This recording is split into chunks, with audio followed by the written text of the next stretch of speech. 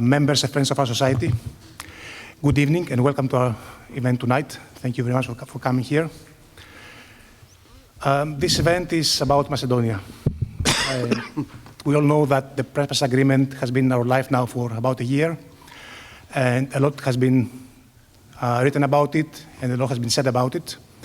So today we have a panel of three excellent academics to analyze it from their own point of view and give us an assessment of where we are now and hopefully what we expect to happen in the future.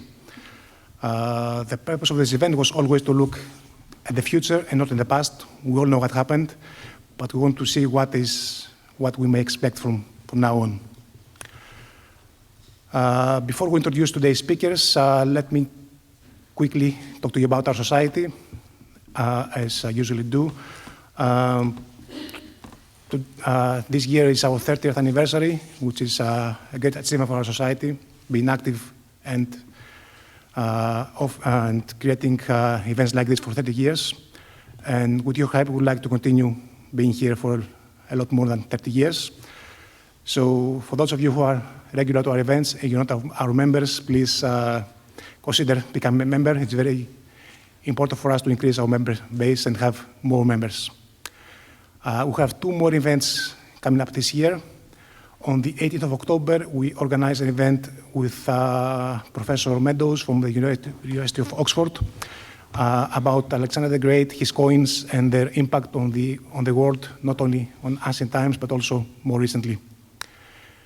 Also in December this year, as we do every year, we have our Christmas ball. This is on the 14th of December.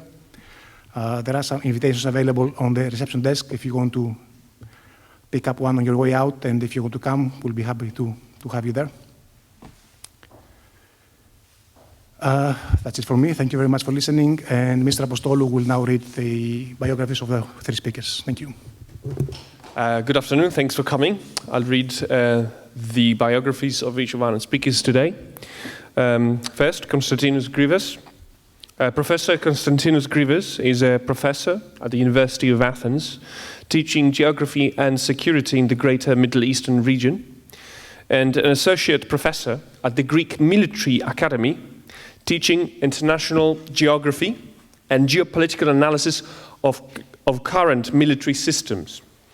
He's also a visiting professor at several military schools in Greece, such as the National Defense School, the National Security School, and the Greek Air Force Academy. He has worked as lead researcher at the Greek Institute of Defense Analysis, as editor for the magazine Strategiki and editor-in-chief for magazine Gεωπολιτική. Professor Grívas is the author of several academic papers on strategy and geopolitics. Secondly, Professor James Pettifer, who was born in April 1949 and educated at King's School, Worcester, Hertford College, Oxford, and the Free University of Berlin.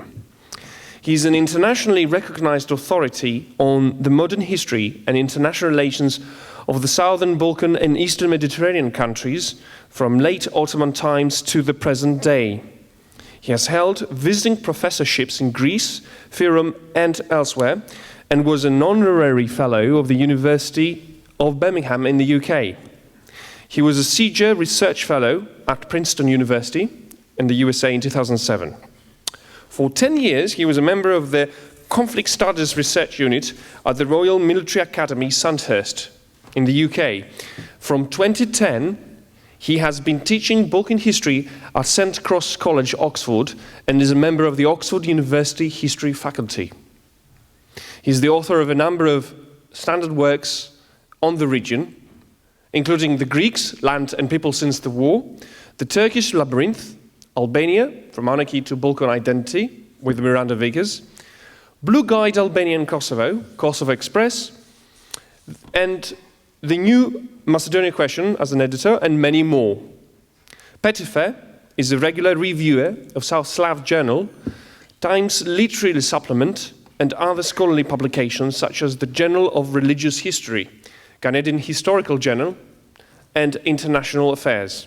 And last but not least, Vasίλειος Φούσκας, who is a professor of international relations at the University of East London, where he directs the Centre of the Study of States, Markets and People, also known as STAMP. He's the founding editor of the Journal of Balkan and Near Eastern Studies, published by Routledge, Taylor and Francis since 1998. His publications include The Disintegration of Euro-Atlanticism and New Authoritarianism with Balint Gokay in 2019, Greece, Financialization of the EU and the EU with Kostas Dimoulas, 2013, and Cyprus, The Post-Imperial Constitution with Alex Taki, 2009. His work has been translated into more than 10 languages. Ladies and gentlemen, let's give an applause for our panel. Let's welcome Mr. Professor Fúskas to stand for the first speech. Thanks for the kind invitation. Mr. Apostol is very tall and taller than me, so I have to bend it a bit. This is the second time in 20 years I'm invited in this venue to talk on the so-called Macedonian question. And many things, I believe, have changed since. First of all, we were all much younger. Now we are 20 years older. I can see many faces here. Okay, you look youthful. And I intend to talk about to give you a broad brush of the international relations of the Balkan region of the Macedonian issue, as always, because this is my area of expertise. My main argument is that the agreement we've got is, number one, anti-Russian, and number two, anti-Chinese. These are the two things, actually, that have changed since 1999 or 2000 that I talked here. Now, I will also argue that the circumstances in which this agreement took place is very much connected to Russia's successes in Syria and Crimea, whereas NATO's deter forward strategy appears to be the only strategy that cements the disintegrative tendencies within the Euro-Atlantic bloc. However, I don't really know to what extent NATO can keep together if the United States go ahead and attack Iran as we speak, and we know what the troops are gathering around the Persian Gulf as we speak now. Let me say a few things before I start talking about the Prespes agreement and the international context in which all this story happened. First of all is the disintegration of Yugoslavia. Many of us in this room, I believe, that you believe that the Yugoslavia has been disintegrated because of the nasty ethnic conflict between the Serbs and the Croats and the Albanians, the Serbs and the Albanians and the other way around, and so on and so forth. So there was a religious and ethnic conflict that led to the collapse, the disintegration of this country. Well, I think this is not the primary reason. I have a political economy and international relations approach to this problem, and I believe that the primary reason for the collapse of the country are external reasons, not internal, domestic to the country. Going back to the 60s and 70s, I recall that Yugoslavia, like many other countries in the global periphery at the time, like Latin American countries, have borrowed large amounts of money from international agencies like the IMF, the World Bank. They borrowed large amount of money in order to finance development growth via exports. However, what happened in the 70s was the famous stagflation, which is stagnation accompanied by high inflation. In the West, that was the case.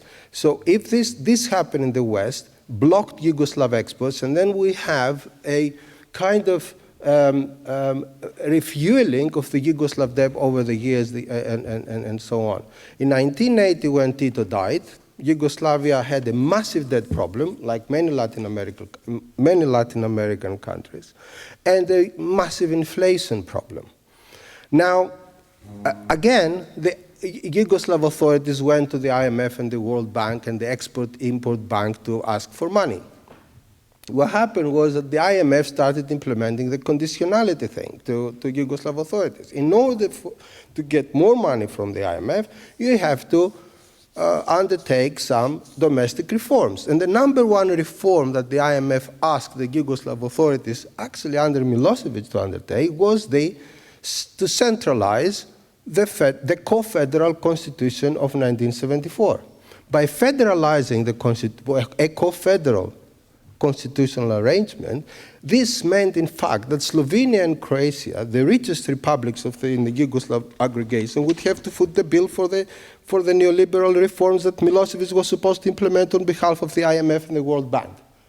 It was at that point, as Susan Woodward, who wrote the best account on Yugoslavia's disintegration, that the ethnic elites of the Yugoslav state started using the nationalism as a bargaining chip over the constitutional reform. So it was a constitutional question that dissolved Yugoslavia rather than that people were hating each other. That is my background to the story that I want to tell you today. Now, and the picture, of course, is much larger. One starts looking at the international perspective. Then, of course, you bring Germany in, recognition of Slovenia and Croatia in 1992, against the united foreign policy of the European Union at the time, or the involvement of the Vatican in the recognition of Croatia and so on. Now, if you remember, at the time that Yugoslavia collapsed, we already had the collapse of the Soviet Union. Okay? Now, that gave an ample opportunity to NATO and the European Union to expand eastwards. Now, if you know, it's a little detail, but for us it makes a lot of, it's very significant detail. It was first that those countries of East and Central Europe and the Balkans were joining NATO, and then they were becoming members of the European Union, not the other way around. So that means, to me at least, that it was first the United States to guarantee its primacy in the region of Eastern Europe and the Balkans and promote to bring NATO, the security umbrella, to bring under its security umbrella these countries. And then European Union step in eastwards, which reminds me of Germany's Drachner-Holstein policy towards Eastern Europe and the Balkans. And in fact, I have a lot of statistics to show you, but don't want to bother you with that. German fixed capital investment dominates in Eastern Europe and the Balkans since the mid-90s. It's not American capital, it's not French capital, it's not British capital, it's German, Austrian capital. Here you see the enlargement of NATO. You can go yourself on Google and just type and you find the maps. My point here again is to tell you that it was first NATO that stepped into Eastern Europe in 1999, for example, in the midst of the bombing of Belgrade. NATO celebrated its 50th birthday, I think, its 50th birthday, and Poland, Czech Republic, and Slovenia joined NATO. In the midst of it was a lesson effectively against Russia. This is the European Union enlargement. You see much later, with sometimes 10 years of difference, those countries are joining one after the other the European Union. So there is no doubt that this twin expansion of the West gave the West an initial geopolitical advantage, especially in the 90s. However, and the advent of Putin after the Kosovo disaster and the stabilization of Russian economy relaunched Russia as a nuclear and gas power to be reckoned with. Today, Russia has immense influence in Central Asia and the Middle East. Together with Iran and Turkey, have prevailed in Syria over NATO and the United States. The USA has lost the war in Iraq, whereas it hardly fought one in Libya. And in Venezuela, Russian and Chinese veto kept Maduro in power. Such is Russia's institutional capacity today that America and other politicians can claim that Putin interferes in shaping even their electoral results. Russia did not have the power it has today 20 years ago of course, when I gave my talk here at the Hellenic Center on the Macedonian issue. The decline of the United States is not so much political and military. In fact, the USA remains the undisputable global military hegemon. The decline is primarily economic and is connected to the rise of China and other Asian economies. I will show you now some slides, and I want you to pay some attention to that. This is the average annual growth rate of the industrialized North. When the United States goes down, much of the industrialized, quote-unquote industrialized, because we don't have industries anymore in the West, industry has shifted to Asia. Much of the industrialized North, the West that is, the developed, so-called developed North goes down. From 1950s onwards, you see a constant decline of the Western economic performance. This is a comparison between the Chinese and American GDPs. You can see how China catches up with the West, slowly but constantly, over a period of, since 1979, when the reform started in China after the death of Mao. China is catching up with the United States. In fact, today, China is considered #1 enemy of the United States. Also, the Pentagon documents are showing. Now, this is very important. I mean, if you have any economic background, I can explain to you later on if you want. Here is what economists use, a purchasing power parity. In terms of purchasing power parity, which takes into account inflation and wage differentials, the Chinese are ahead of the United States today. It means, for example, to give you an example, it takes much more money to train an American pilot than a Chinese pilot, but they have the same technology. Assuming that they have the same technological capacity, it means that the Chinese are ahead of the United States. That's why the Americans are fighting the Chinese on the 5G technology. That's why that poor woman was captured arrested in Canada on the Huawei, and so on and so forth. Now, this is a big conflict that's happening as we speak now between China and the United States about the 5G technology. 5G technology, the European Union has allowed 5G technology to enter in. Huawei is in Europe. America is opposing this. It's a big conflict here, and what's happening in front of everybody's eyes. Now, of course, because of the overcapacity and growth at home, I mean, a Marxist would call this overaccumulation of capital. China intends to go global, and it has been going global for some time now. Now, the linchpin of China's strategy is the Belt and Road Initiative. Just Google it, find yourself, it's very significant. It's a major change over the last 20 years, at least since the last time I spoke here over the Macedonians. It's a major thing. And why is it major? Because it has has a direct impact on the Macedonian issue today. Because I will tell you later, but I'm sure Kostas will talk about that later when he talks about geopolitics. Look at this, the trajectory of the Belt and Road. First is the old Silk Road, the Chinese old Silk Road, that goes through the territorial bulk, of Eurasia.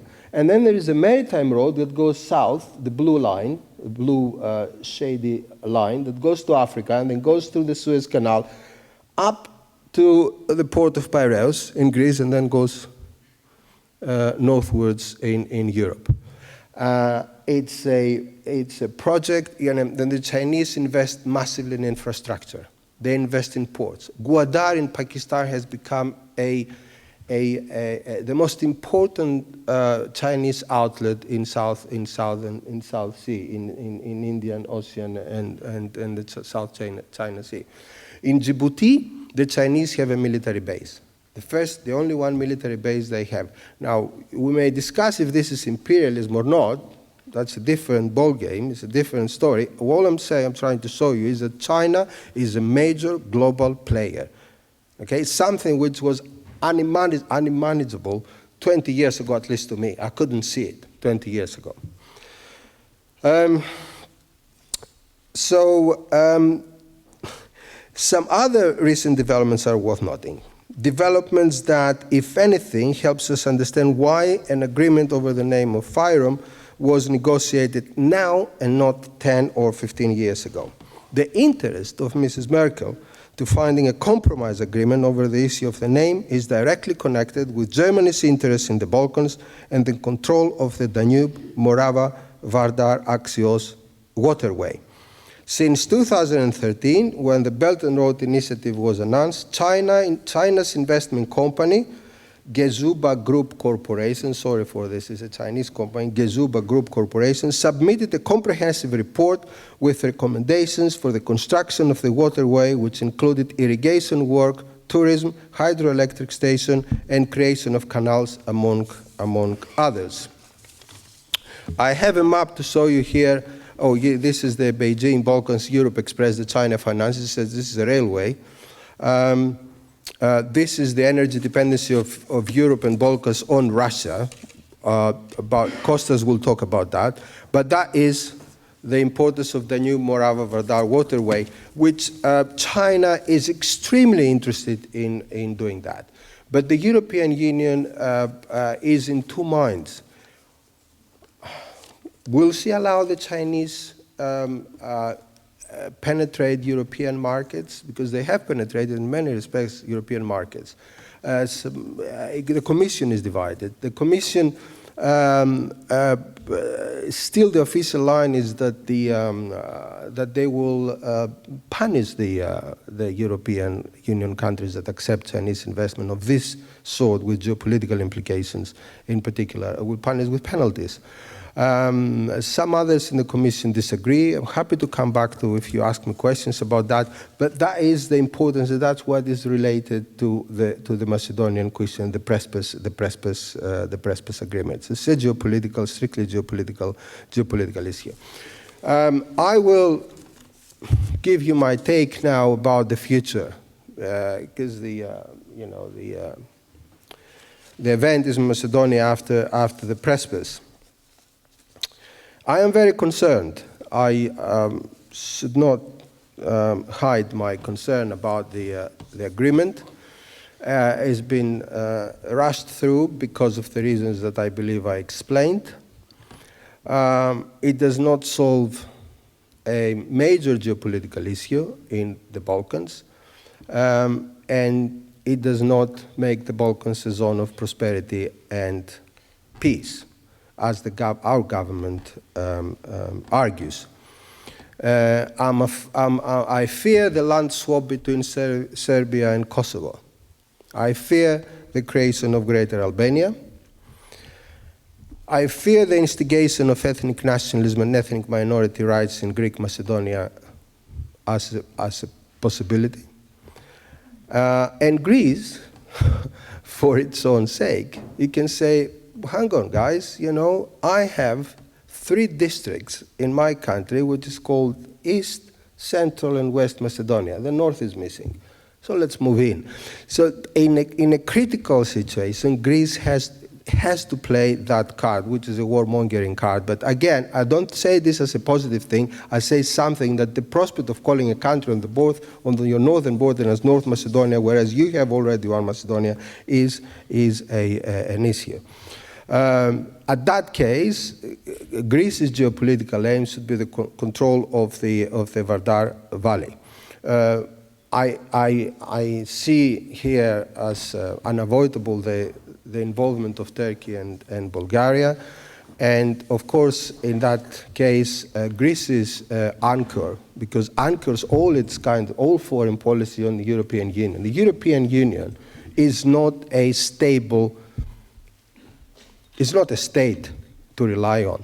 It's not the United States. It's not Russia. It's not China. The European Union is an international organization in deep crisis. That is the European Union.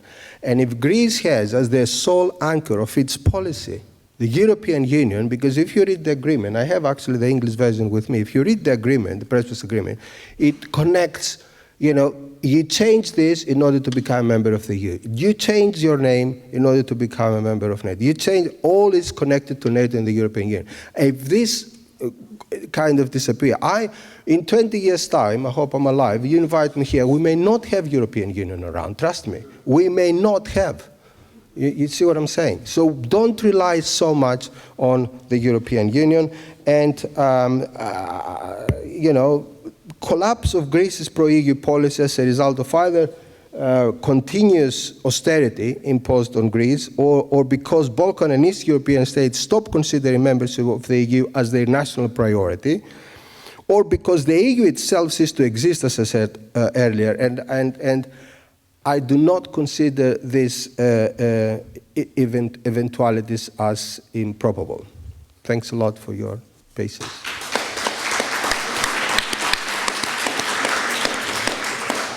And now for our second speaker, Professor Pettifer will give us his own perspective on the issue. Very much for the invitation to speak.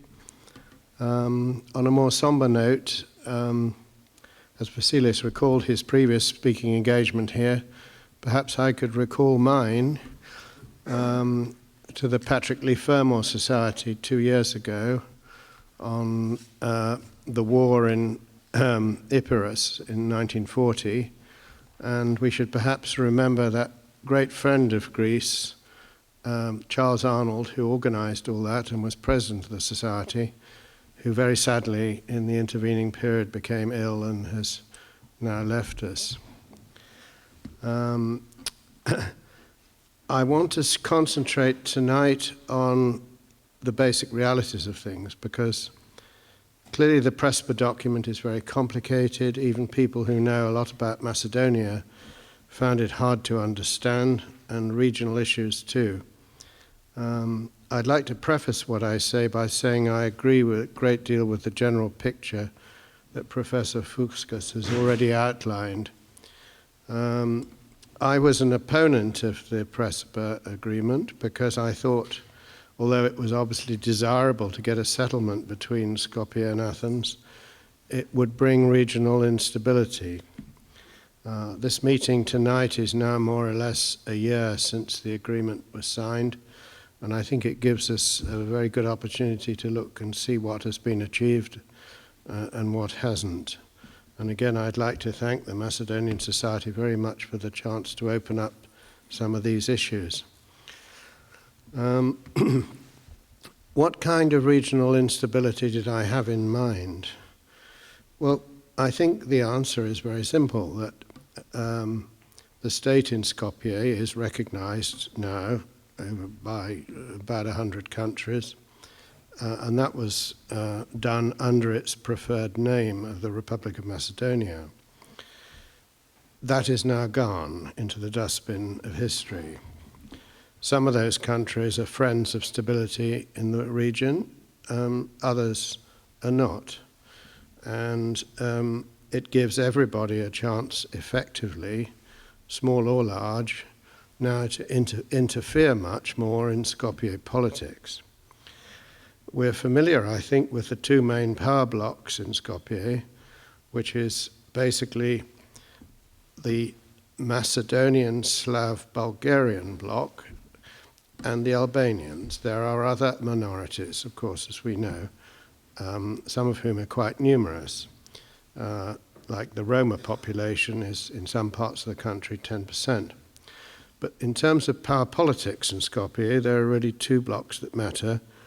And the Albanians comprise about 25% of the population, although this is not an uncontroversial bit of data. The United States became, I think it's fair to say, obsessed. And other pro-change groups, some of these are extra-political actors and extra-state actors, of which the most important is the Soros Foundation, with removing the IMRO government of Gruevski from power and replacing it with a government that might settle the name issue. And Mr. Zaev from Strumitsa was produced as the leader. I have written in the past somewhat sympathetically about the Gruevski government because I think it navigated the banking crisis quite well. and even my views on this were published in official journals in Germany, and I think had some agreement in at least some European capitals. But Mr. Gruevski was suddenly demonized. I think this was in part because of his own personal background. As he is happy to tell anybody, his real family name in some sense is Gruevos. And his, I think, great uncle was a Democratic Army commander in the Greek Civil War, Philos Polemos. And he aroused particular objections amongst predictable groups of people, particularly in the US Greek diaspora. There was also the question of regional stability. I think for the United States, as Vasilis indicated, has suffered a series of quite serious defeats to Russia over the last 5 to 10 years in several countries, most noticeably connected with the Crimea, but also in other respects. And Russian influence has been growing in many countries where there is no military dimension. And the US and NATO needed a success. And an opportunity to achieve that was through solving the Macedonian name issue. I think I should also add that not just my own opinion, although I have studied the country for 30-odd years, but almost every respected academic expert I know, from people of very different backgrounds and very different points of view, were highly critical of the policies of the government. These range from people like Sabrina Ramit in Norway, to Kirill Drezov in this country, and people in Greece and Bulgaria and elsewhere. The Prespes Agreement is not what it claims to be. It is certainly a mechanism for trying to change the name issue and solve that. And that was really, I think, all that the Soros-associated people were interested in. But it is also a long document that prescribes all kinds of changes that are needed in the historiography, social relations, and above all, the ethnic minority policy within Greece.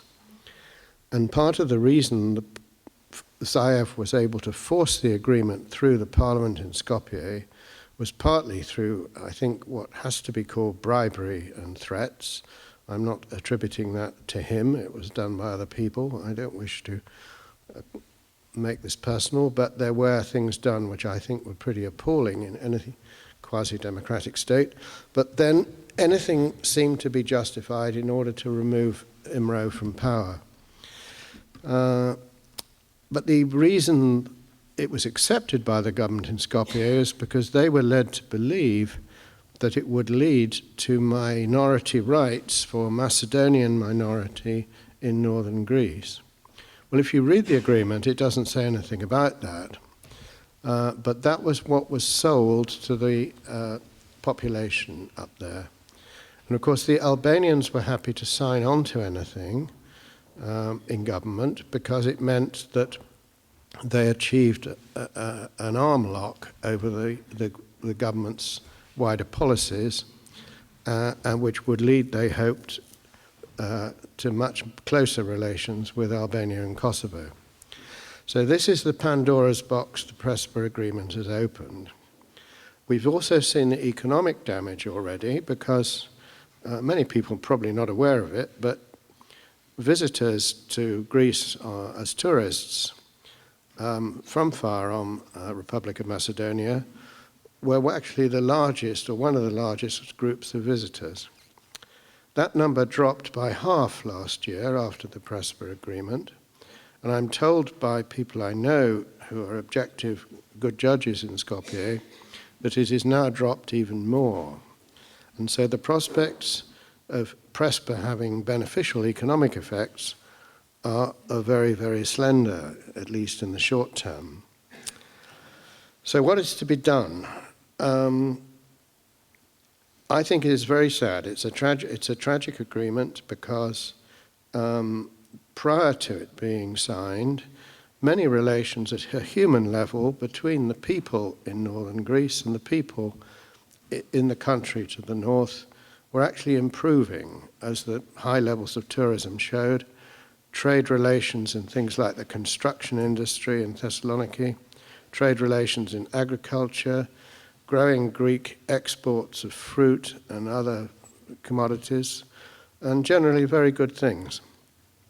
Many of those are now put up to question, and I think, I don't know how far it's legitimate as a foreigner to express a view about this, but there is a lot needs to be done in trying to restore those basic business contacts, because those will help bring a better understanding.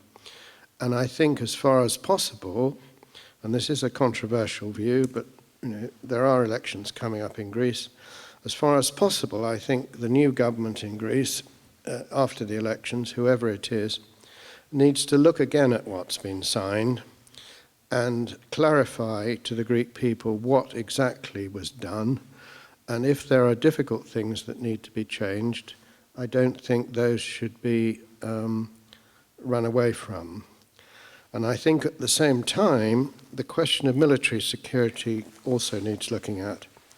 We've seen these very highly publicized removal of border controls, border issues, and so on, which I think in modern Europe, and this I would say this if Prespes didn't exist, these are very, very unwise from several points of view, which, for instance, to do with crime, organized crime, drug trading.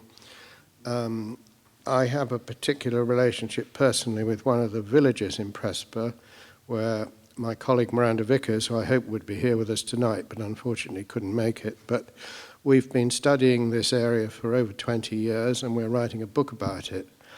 And those people are of, in many senses, a dual culture, Greek and Slav Macedonian. But they are very, very worried about the border because the Greek army is no longer present. The border posts are being removed. New border crossings are being opened where they have no confidence there'll be controls. All of these things, I think, need looking at very, very quickly in the light of a new government. Thank you very much. Thank you, Professor Pettifer. And now for our final speaker, Professor Grivas. Good afternoon. I would like to thank the organizers for this honorary invitation. Before starting, I would like to preemptively apologize for my lousy English. I envy Vasilis for his fluent English. Mine, it's not so fluent. However, a few years ago, I had to give a lecture in a NATO school at Oberammergau, Germany, and I was very anxious. So I expressed my concerns about my linguistic skills to a friend of mine, then a colonel of the Hellenic Army. And he told me, do not bother, because bad English is the semi-official language of NATO. So, as we are going to tell a lot of things about NATO, we can consider this presentation a NATO standard presentation. So, a few months ago, Greece underwent a bloodless but nevertheless painful geopolitical disaster through the so-called Prespes agreement. And it's a disaster because this agreement threatens the very same existential core of the Greek geopolitical identity. It's a mine in our geopolitical foundation, and the consequences, we will see them in the long run. However, this agreement may also have some side effects, some indirect but very dangerous consequences, and this is exactly what we will discuss today. More specifically, the excessively reluctant attitude of Greece towards a much weaker neighbor, her subordination to the demands of the Western powers, the contempt of the great majority of the Hellenic people on behalf of the Greek government, and the reluctance to exercise nation-centric strategies passes the wrong message to a country far more dangerous than Fyrom. And this country, of course, is Turkey. It would be an extremely conservative assessment to say that Greece and Turkey are in the worst phase of their relations since the Turkish invasion in Cyprus in 1974. Also, it would be very moderate to say that Turkey simply questions fundamental sovereign rights of Greece and the Republic of Cyprus.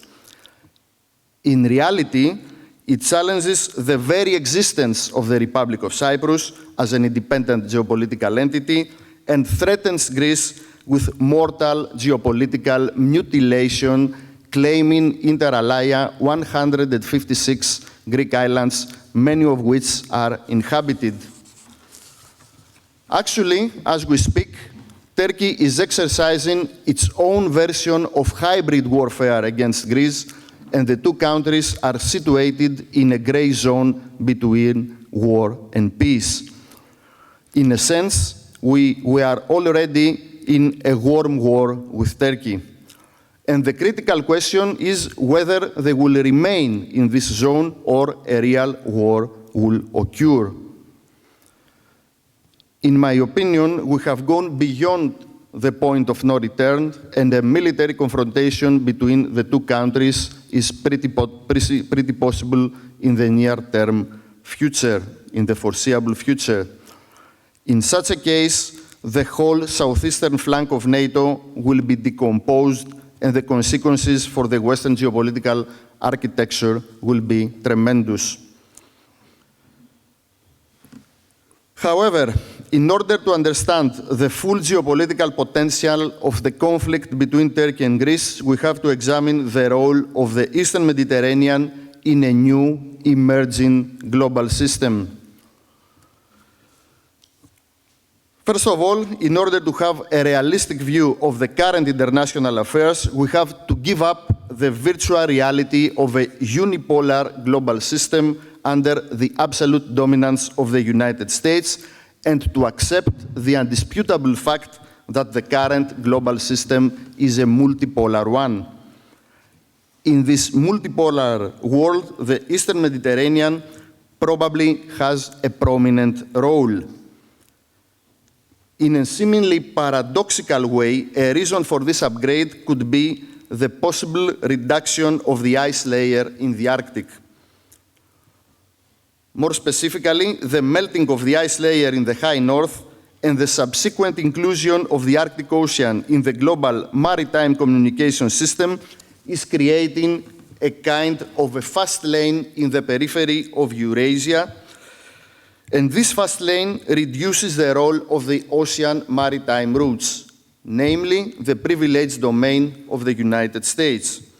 At the same time, as Vasilis mentioned, actually we have used the same image, the creation of a complex nexus of infrastructures in Central Asia within the framework of the BRI, the famous Chinese Belt and Road Initiative, transforms the deep interior of Eurasia from a barrier between the Eurasian countries to a kind of internal courtyard, facilitating further the communication between them and decreasing even more the role of the oceanic communication routes.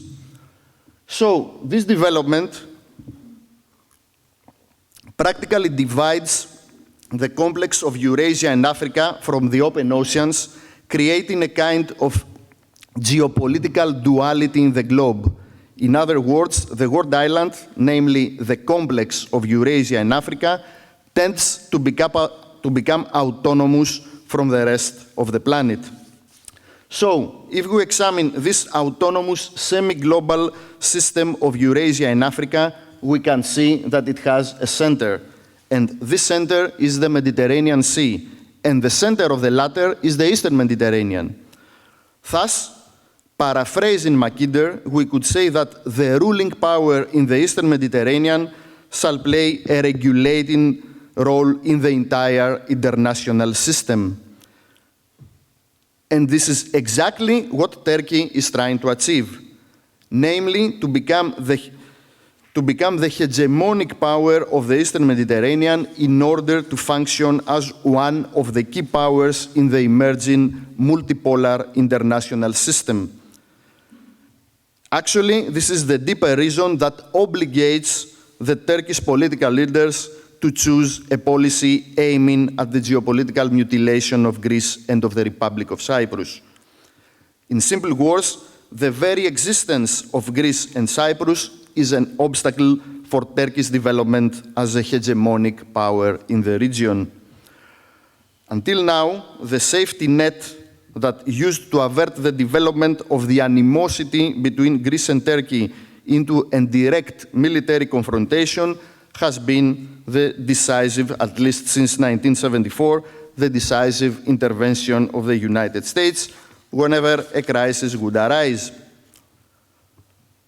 However, today the situation is completely different, because Turkey, if really wishes to function as a full independent actor in this emerging multipolar international system, it has to show insubordination towards the American policies. So we are talking about a new Turkey in a new Eastern Mediterranean, in a new global system with a new relation with the United States. That means that everything we have considered stable till now does not exist anymore. We are entering a new historical era in which a lot of changes will occur. And one of the main factors that will shape the geopolitical map of this modular system of Balkans, Eastern Mediterranean, Middle East, is the American strategy towards Turkey, which is rather unclear. My personal opinion is that the Americans do not have a clear policy towards Ankara today, and they will not have in the near-term future. Of course, right now, Turkish-American relations are at a historical low, and some analysts believe that Turkey shall exit NATO sooner or later. However, and this is what I strongly believe, this is not so easy to happen. Turkey would not easily choose a complete break of its relations with the United States, because in such a case it would destroy the sensitive balance it has achieved between Russia and the United States and would become Moscow's hostage. On its part, neither Washington would easily choose to abandon this huge geopolitical investment it has made in Turkey for decades. Parenthetically, I would like to mention that the potential applications of Turkey in the future America strategy carry a special interest also for China, the new kid on the block, the new great actor in the global system, and the new major threat for the United States. More specifically, as mentioned above, the inclusion of the Arctic in the global network of sea routes shall create a fast lane around the periphery of Eurasia, reducing the role of the open oceans where the United States prevails. At the same time, the BRI infrastructures function as a unification factor of Russia and China, with the deep interior of Eurasia as a link. Thus, it seems that the nightmare of Sir Halford Mackinder shall be fulfilled, namely, the establishment of a superpower in the Eurasia's heartland, far away from the oceans and consequently far away from the power projection capabilities of the biggest naval power of the planet, the United States of America. And it is exactly at this point that Turkey enters the stage. A way for the Americans to continue to exert influence over the Eurasian heartland is through the Turkic-speaking Muslim populations of Asia. This is a chain of populations starting from Turkey, continuing in the former Soviet Central Asian republics, and reaching up to China. And all these countries, they have very close relations with Ankara. Therefore, using a metaphor, we could compare the Turkic-speaking Muslim populations in Eurasia as a knife sticking at Eurasian heart, with Turkey being the hilt of this knife. Therefore, as long as the American political leaders maintain even some nuggets of hope that Turkey can function in this way, they would not easily choose to break this mandatory alliance with Ankara simply because the stakes are too high. However, other people, they have other opinions. According to these opinions, Turkey is gradually being transformed into a big problem for the United States. It's true that there are some indications that influential policymakers in Washington would prefer to see Turkey expelled from NATO instead of remaining formally as a member, but practically operating against American interests. And one of the reasons pushing towards this direction is the fact that because of its relation with Russia, Turkey could function as the sand in the cogs of NATO's collective defense mechanism in case some kind of Russian interference takes place, for example, in the Baltic republics, which comprise the soft underbelly of NATO. Specifically, if Russia applies hybrid warfare methodologies which will remain under the threshold of war, Turkey, with its ambivalent position within NATO, could stall the process of taking countermeasures, offering Russians the required window of opportunity to achieve a fait accompli in the Baltic republics or somewhere else. In addition, the recent extreme challenge by Turkey against the sovereignty of the Republic of Cyprus over the exclusive economic zone to the south of the country probably threatens to destroy the planned energy architecture in the Middle East. And this energy architecture perhaps is especially important for the geopolitical strategy of the West in the context of a new emerging Cold War. More specifically, the unified hydrocarbon fields of Israel, Egypt, the Republic of Cyprus, and Greece could become a significant energy reservoir for the supply of Western Europe, decreasing its dependence on Russian natural gas. In this case, the Eastern Mediterranean could become an intermediate energy space between Russia and the Middle East, drastically reinforcing the European energy security, decreasing Russia's dominance in the energy sector, and allowing the United States to focus on dealing with the emerging power of China and not wasting its forces on energy policy of the Middle East. However, the geopolitical mutilation of Greece and of the Republic of Cyprus that Turkey wishes to achieve undermines this effort. In a similar case, given the current Russia-Turkish relation, Moscow would achieve an indirect but decisive control over the energy fields of the Eastern Mediterranean, crushing the American plans. So dependence of Europe on Russia would increase instead of decreasing. Therefore, a Turkey excluded from NATO perhaps could be preferable for the United States in comparison to a Turkey included in NATO. And at this point, I would like to have a conspiracy theory, to express a conspiracy theory, to make an extreme hypothesis. And this hypothesis is that Turkey's exit from NATO could be set in motion by a war accident between Greece and Turkey. In such a case, NATO would have no other choice but to remove both countries from its structure so that the rest of the alliance could continue to exist.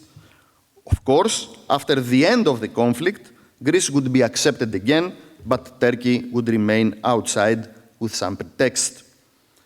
In addition, Turkey's exit from NATO would possibly allow the entry of the Republic of Cyprus. And in this case, a geopolitical corridor would be established in the Eastern Mediterranean, linking Greece, Cyprus, and Israel. This structure would function as a barrier to the Russian presence in the Eastern Mediterranean. It would isolate Syria and would become a support basis for the Kurds of Syria and Iraq. So using, again, a metaphor, we could compare this structure with a spear at the hands of the Western strategy aiming at the Middle East. Its road would be Greece, the Republic of Cyprus and Israel, and its spearhead, the Kurds in Syria and Iraq. Finally, such a geostrategic architecture could further tow Egypt towards a pro-Western policy, detaching it from the ambiguous situation of today. And this achievement could be enough on its own to compensate any consequences that could arise from a Turkey outside NATO.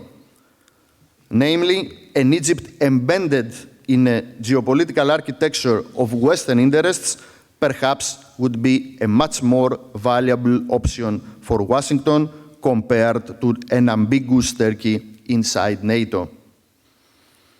Of course, one could raise the objection that in this way, a strong Russian-Turkish alliance would be formed, and this alliance would be very dangerous for the West. However, such a prospect is not certain. A big part of the value of Turkey for Russian strategy is exactly the fact that Turkey is a member of NATO. Besides, Moscow's choice to develop a friendship with Ankara and not to be confrontational with it after the downed Sukhoi fighter jet a few years ago actually, become an indirect strategy on behalf of Moscow by the fact that Russia could not face directly a NATO member, but a Turkey outside NATO shall be much more vulnerable and less valuable for Russia. Therefore, the permanent competitive elements in the identities of the geopolitical identities of Russia and Turkey could surface again and break down the fragile alliance between them, serving further the American strategy. As I said, this is a very unlikely scenario, perhaps completely out of reality. However, my point is that Greece is facing an unprecedented situation. On the one hand, we are not certain that the Americans want to break their relations with Turkey. On the other, if they're really trying to achieve this, it is possible to want to do so by promoting a conflict between Greece and Turkey. So, one way or another, we cannot trust the United States to help us avoid a war with Turkey or even to stop it quickly with a decisive intervention. So, we need a complete independent deterrent strategy in order to avoid to be trapped in a very, very dangerous situation with Turkey. And as we have mentioned before, the situation in the Greek-Turkey system is already very dangerous. And in my opinion, one of the factors that facilitates Turkey aggressiveness is the Prespes agreement and the conclusions that Ankara may have drawn about the Greek intentions. More analytically, after the Prespes agreement, Turkey may have come to the conclusion that Greek political leadership is willing to proceed to painful compromises, even if these compromises affect core interests of the Hellenic geopolitical identity. In addition, it seems that Greek political leadership can move on to these compromises, ignoring the reactions of the vast majority of the Hellenic public opinion. Therefore, because the stake in controlling the Eastern Mediterranean is so high, Ankara is pretty possible to be tempted to take a calculated risk, namely to put Greece before the dilemma to proceed either to a compromise regarding its sovereign rights in Aegean and Eastern Mediterraneans, in other words, to accept its geopolitical suicide, or to engage in a war.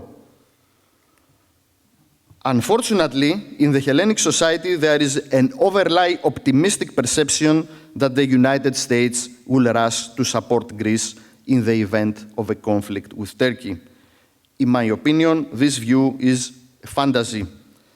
In fact, the United States, as we have mentioned, may even promote a conflict between Turkey and Greece if they really want to expel Turkey outside NATO, which in my opinion, this is not the case. But let's assume that Washington does not want a Greek-Turkish war and its main objective is to maintain NATO's coherence. In that case, if Turkey succeeds to achieve a fait accompli in the Aegean, will immediately ask for negotiations and a compromise solution. So Greece will be the one that will suffer heavy pressures from the West to not react violently in order not to put NATO's cohesion at risk. So Ankara, having confirmed the long-standing tendency of the Greek political system to obey the orders of the Western powers, even when critical issues of national identity are at stake, it will have every right to believe that the reaction of Athens to a Turkish attempt to change the status quo in Aegean will be a moderate one. To conclude, in my opinion, the Prespes agreement is likely to function as a detonator in the geopolitical bomb that has been created in the Eastern Mediterranean. This bomb consists of the rise of the importance of the region to the international affairs, the transformation of Turkey into an ambitious and autonomous actor in a multipolar global system, and the function of Greece as a country that seems that does not care about her very existence, since she's not interested in her historical identity, integrity, and continuity. And the critical question is what we have to do from now on. The answer to this, of course, goes beyond the limits of my presentation. However, in general, it can be condensed into a phrase: we have to reclaim ourselves. That means that we must gradually build a long-term, independent, nation-centric strategy, and immediately we have to create an effective deterrent posture towards Turkey if we want to do not be engaged in a very, very difficult situation. And in my humble opinion, the starting point of this deterrent strategy could be the withdrawal from the Prespes agreement. In this point, of course, it can be objected that the Prespes agreement, one side, cannot be taken back. However, even though I'm not a specialist in international law, I know one thing. There is no agreement from which you cannot live if you really want. The only issue is the cost you will have to pay. But if we place our withdrawal from the Prespes agreement within a wider strategy, which includes the reinforcement of our deterrent posture towards Turkey, then the cost can be turned into profit. In particular, if Greece shows that can function even irrationally, being prepared to pay a great cost just to defend her historical heritage, then strengthens her unpredictability vis-à-vis Turkey and consequently undermines drastically Turkey's expansionist strategy. To sum up, I strongly believe that Greece must abandon completely the prevailed till now philosophy of exercising foreign policy that puts great emphasis on goodwill and compromise solution. If she doesn't, it is pretty possible that she will find herself in the near-term future in the tragic dilemma of having to choose between national humiliation or a war under unfavorable terms. And the withdrawal from the Prespes agreement, it would be a very good starting point for this effort. Thank you very much for your attention. I'd like to thank Mr. Gríva very much for coming from Greece to talk to us tonight. In fact, I'm traveling even today to talk to us tonight.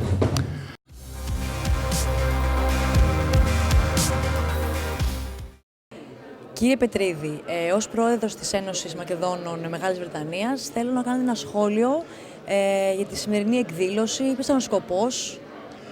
Η σημερινή εκδήλωση είχε σκοπό κυρίως να κάνουμε μια αποτίμηση της Συμφωνίας των Πρεσπών μετά από ένα χρόνο και να δούμε μέσα από διαφορετικά πρίσματα από 3 ομιλητές με διαφορετικό background ποια είναι η γνώμη τους και τι θεωρούν ότι μπορεί να γίνει στο μέλλον.